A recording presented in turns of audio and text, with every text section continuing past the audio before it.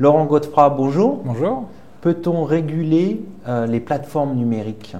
Peut-on ou doit-on, en ce qui me concerne, c'est une obligation de réguler les plateformes parce que nous constatons en Europe qu'il y a eu probablement un laisser-faire, en particulier en droit de la concurrence, pendant de nombreuses années, qui ont permis à certains opérateurs, notamment américains, de se développer et peut-être d'abuser de leur position dominante au détriment d'un certain nombre d'entrepreneurs, de start-up, d'entreprises quelles qu'elles soient, qui sont dépendants de ces plateformes.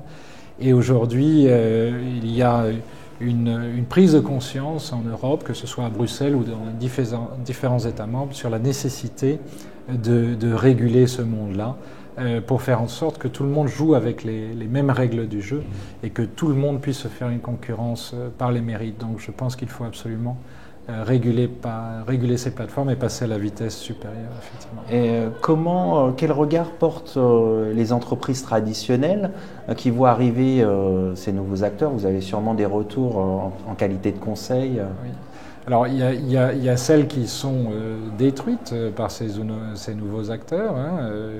Quand vous pensez à certains business qui souffrent énormément et qui souvent disparaissent, eh bien ces entreprises-là, malheureusement, disparaissent de ce marché. Elles essaient de se battre en utilisant le droit de la concurrence ou d'autres droits pour tenter de survivre pendant un temps, mais c'est pas toujours le cas.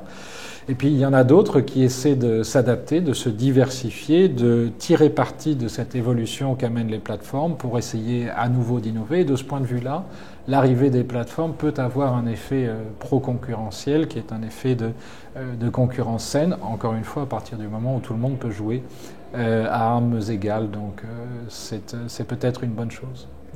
Je vous remercie pour ces précisions. C'est moi qui vous remercie. Merci beaucoup.